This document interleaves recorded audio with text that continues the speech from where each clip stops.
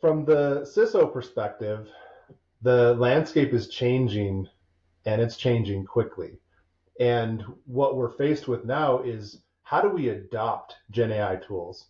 Because it's really not an option. You really have to look at doing it because that's what the attackers are leveraging. And we, as the security community, need to get a little better at collaborating with stakeholders and figuring out how we get to a yes.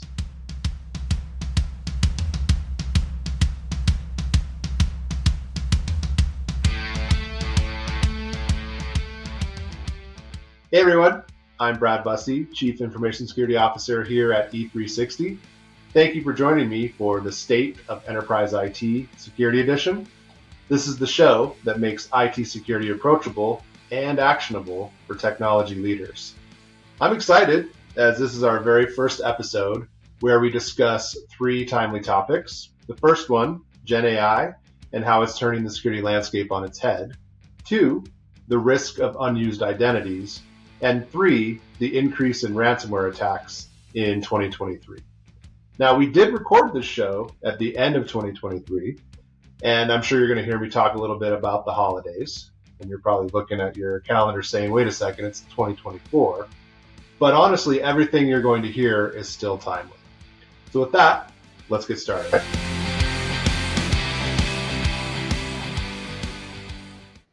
I wanted to spend some time talking today about three different topics. So I spend a lot of time talking with clients as well as reading clips in the news. And I came across a couple of things that I think you would find interesting and hopefully useful. So GenAI, I think everyone has heard a little bit about it, or if you're like me, you've heard a lot of it about it.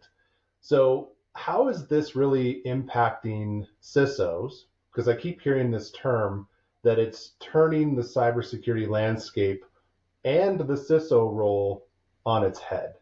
So there was an article that I was looking at, and I did a little extra reading because I was interested in where they got some of their facts from, and I figured I would share some of that with you. So for those of you that don't know, GenAI, it's a type of artificial intelligence. And what it's good for is creating new types of content. And that is things like images, text, audio. But the thing that you need to remember is all of this is based on some kind of existing data. So we're giving it an input. And that's why when I read generative AI, I'm not thinking artificial intelligence. I'm thinking augmented intelligence. So it still needs some form of input. And in order to get what you're looking for, you have to give it more data. And sometimes you have to give it a lot of data. And that poses a cybersecurity challenge. So when it comes to the way that I would say some of the attackers are leveraging this type of technology, they're doing things like deep fakes. So they're creating, in essence, for me, it's my face, it's my voice, and it's very difficult to tell who's real and who isn't. And then there's synthetic identities. There are people that exist that aren't actually people. They are AI generated voices and faces. And what I'm constantly faced with as a CISO is things like automated phishing campaigns, where there is an AI that is being fed information from someone nefarious, could be someone overseas, onshore, you honestly never know, but maybe English isn't their first, or in some cases, second language, but they're able to feed these new Gen AIs and large language models information, and it will craft that phishing email for you. So I'm going to talk a little bit more in the show about a few of the ways that these organizations are leveraging some of the technology out there like ChatGPT, where they're creating their own GPTs. And I'll tell you a little bit about what that means. So from the CISO perspective, the landscape is changing and it's changing quickly. And what we're faced with now is how do we adopt Gen AI tools? Because it's really not an option. You really have to look at doing it because that's what the attackers are leveraging.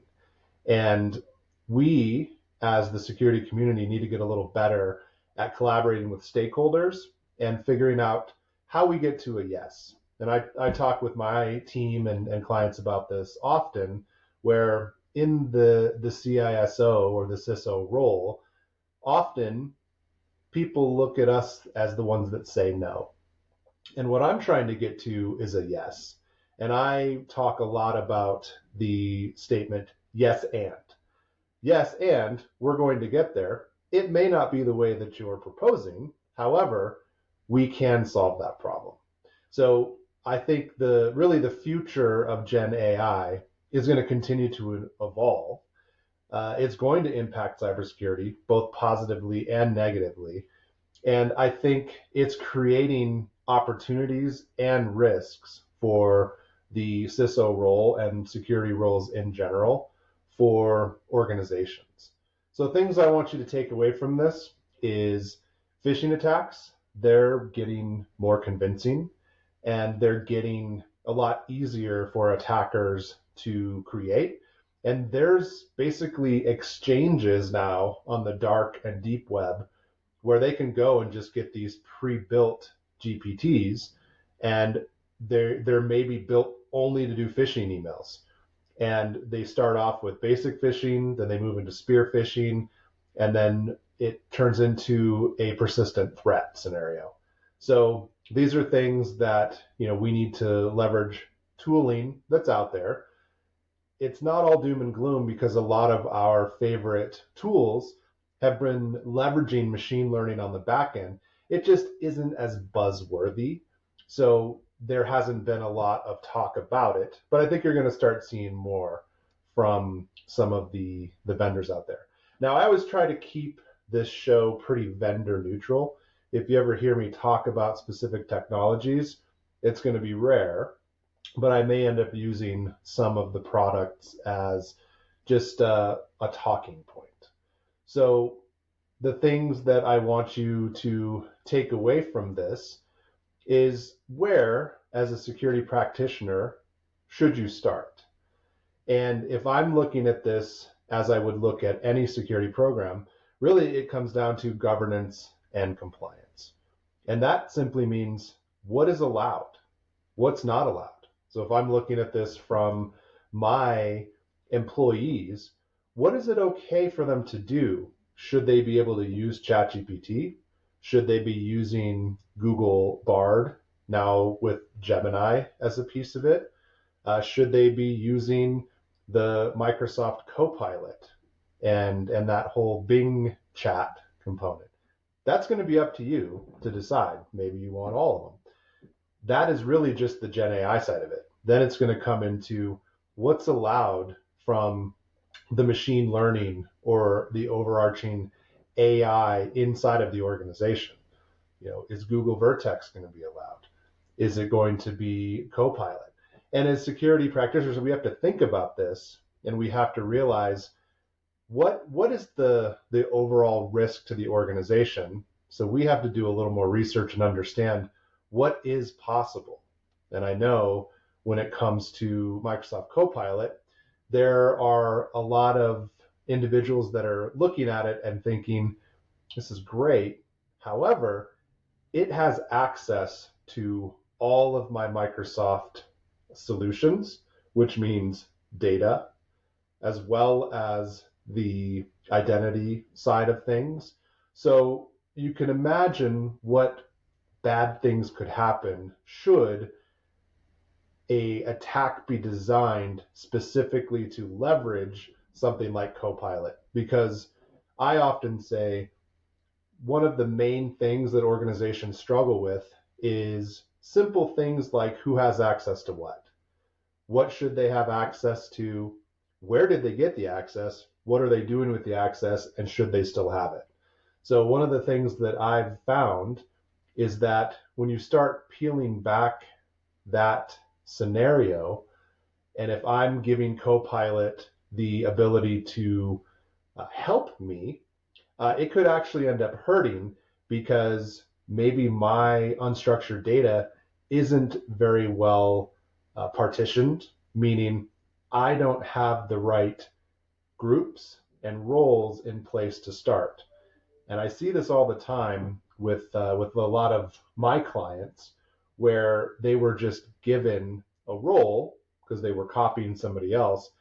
And that could be something that's been there for 5, 10, 15 years. You never know. And what you get is just this creep of access. And the next thing you know, just because you have access to something doesn't mean you necessarily should. So there's a lot we could talk about in that particular area. I don't think we'll go into it today. But the thing that I want you to think about is how can we innovate quicker and leverage the AI, the machine learning, that whole Gen AI wave that's happening right now, and how do we implement and integrate it into our protect surface? So those are things that we'll touch on, I think, in some episodes as we go through. But one thing I want you to look at is CISOs really need to start thinking more like chief privacy and risk officers as well. So if your organization doesn't have one, start thinking that way, because really what it comes down to, if I have to feed this Gen AI wave with information for it to do something, I could be leaking company secrets and not knowing it. I could be helping the language model learn more about my organization, so then someone else could use that data and design a way better attack against me. And it may sound harmless, but it could definitely happen. And there's a good use case here if you do a little bit of research and look at things like fraud GPT or hacker or hack GPT or worm GPT. These are hacker level tools that have been designed, and they're basically using similar, if not the same, large language model as ChatGPT and others. So just be cautious, but definitely start with a governance program. And I think that would be a good place really for anybody. Changing gears, let's look at something else that I was reading the other day. And everybody always talks about the elephant in the room. And this one was kind of funny from a title perspective because it said the elephant in the cloud, the risks of unused identities. So I'm sure a lot of you have heard identity is the new perimeter. And really that's a true statement. And I think many organizations that I talk to, they struggle with things like unused identities or identities that maybe have fallen off of awareness, ones that are default to a platform or to a specific cloud. And a lot of the times, you know, I feel like there's a inherent fear of changing something that comes with a system. Or maybe you're trying to solve a problem with inadequate tooling because perhaps you can't afford it, or you've been told, hey, you can manage all of these things with just the native tool set.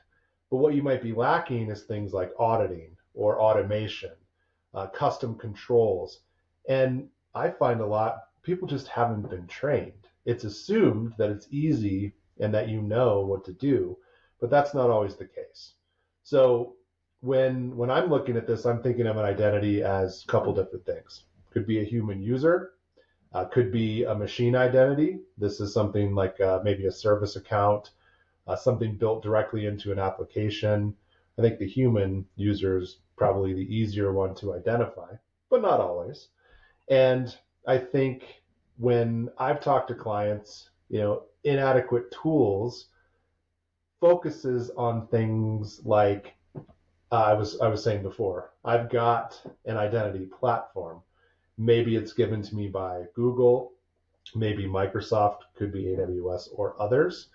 And perhaps I'm trying to manage that, but it's not as effective as if I were to look elsewhere. Uh, Maybe I'm in a multi-cloud scenario. I think a lot of us are anymore. And when I start looking at how many of these I'm able to leverage, the list gets longer and longer. Uh, I know for a fact there's a lot of fear in something could break. And there's a lot of inherent identities and roles and permissions and things that are just set up as part of an initial identity and access management implementation. And if you look at how a lot of the big platforms talk about what you should do, many of them say, hey, don't use any of the default stuff. And me having been in a lot of these different environments, I'm like, then why is it there? And can I go ahead and disable that stuff? And it's funny because in some cases that's a yes. In other cases it's a no, that's going to break things. So to me as a security practitioner, I'm a little concerned about that kind of stuff. So just being able to find a way to mitigate it, I think is important. But if I'm thinking kind of beyond all of this architecture and technology, I think auditing becomes very important when we have this risk of unused identities. So I want to know if something hasn't been used in quite a bit of time and all of a sudden it pops up. And I said this before, just because you should be able to access something doesn't mean it's something that needs to happen. Or just because you can do it doesn't mean you should do it. So having auditing, having automation, and I talk a lot about this when it comes to lifecycle management, and that is things like provisioning a user account, re-provisioning access, and I think one of the most important is deprovisioning. So when someone leaves an organization, we need to make sure that is all triggered, it's automated, and we can say definitively that that identity has been deprovisioned and all access has been removed. And I will say the most challenging thing when it comes to that deprovisioning process are all of the ancillary applications, because not all applications leverage a common identity. There are still ones out there that use username and password. And just because I deprovision the person from my environment doesn't mean it automatically reaches out and takes away their access to Salesforce. It could be a long list of applications. And I think that's something useful when you're thinking about, how do I stay out of trouble when it comes to identity? And I think really adopting that comprehensive, automated, and educated approach to lifecycle management. One of the other things that I was looking at this week was, I think as we're getting close to the holiday season, there always is kind of a wrap up of the year. How did the attacks of the year impact us? And I found a couple of articles that were really focused around the big hacks that have, in a lot of cases, surged in 2023. And I'll name just a couple. We've had Clorox recently. We saw some things come out about Boeing. MGM was a little bit earlier than that. And it's interesting because CrowdStrike is saying that there's been a 51% increase in ransomware attacks since 2022. But I think we all have to take a look at 2022 in general and think, well, why is that? Because experts are saying 2022 was actually a lull in the overall attack when it comes to the United States, Canada, the UK, a lot of the industrialized nations. And I think if you were to look at what happened in 2022, that was when the whole Russia invading Ukraine scenario played out. So I think if I'm putting on my critical thinking hat, I pretty much know where all of the resources were going in 2022. And I think in 2023, what we're seeing is these hacker groups are back needing to make money because there's been some things that have been done. I'm not going to get into a political or a geopolitical conversation. That could be a different show. We'll see. But essentially, there was a lot of distraction happening, and now they're out to make money again. So if I'm seeing what's happening, there's been a lot of ransomware, and it's so funny because I'm sure you're sitting there thinking, ransomware, wasn't that so like 2018? It was, but it still hasn't necessarily gotten any better. I mean, there was a large Australian port that was paralyzed from ransomware. Couldn't ship, couldn't really do much of anything. Las Vegas casinos were basically havoc was being wreaked by some ransomware. You heard me mention Clorox. There was a shortage of goods caused by ransomware for Clorox. So there's less sanitary wipes and other things.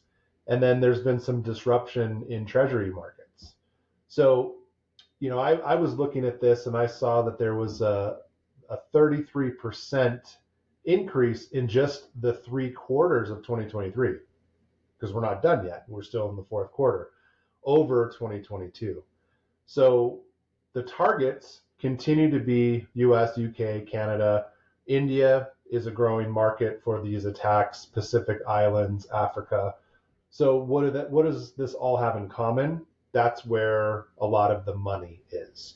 And what is ransomware after? It's not always looking at destroying, and I would say most of the time it's designed to make money. So they want the victim to pay the ransom. And I'm sure you're wondering, like, why hasn't something been done about this? And you have to look at how the tactics of these ransomware groups really unfold. It's honestly guerrilla warfare. They come together in these small surgical strike type cells. They're active for a while, they make money, and then they dissolve back into the ether. And then they'll reassemble later as a different group. And it's not always the same people, as we've discovered, but they typically act like a franchise of a much larger organization, and they're getting maybe some of that initial funding or tooling or other things from the dark/deep web. And there's this whole healthy exchange. Uh, and I'm saying this with a smile because it's not healthy for those that are victims. But if you are an attacker, your job is getting easier and easier. And some of that we already talked about when it comes to leveraging the whole GPT and the GenAI tools that are out there. So when I look at kind of the year in review, the hacker groups that are most active has been Lockbit, Scattered Spider. And Scattered Spider is interesting because this particular group, they are very focused on social engineering. So they're calling help desks, they're calling the kind of the IT service, knock, SOC, claiming to be a user. I got locked out. They have just enough information where they can get a password reset or a token reassigned or something to gain access to a system. And then what do those attackers do? They move laterally. So that is what happened to Clorox. That's what happened to MGM. We can dissect the anatomy of that attack, I think, on a different show. But really, what happens is when the ransom is paid, that's kind of the what we don't want to happen. But in some cases, these organizations don't have any other choice because they didn't have a good, robust backup strategy. And there's something that I've been talking with clients a lot about recently, which is building a resilient infrastructure, resilient cloud, resilient DevOps, resilient applications overall.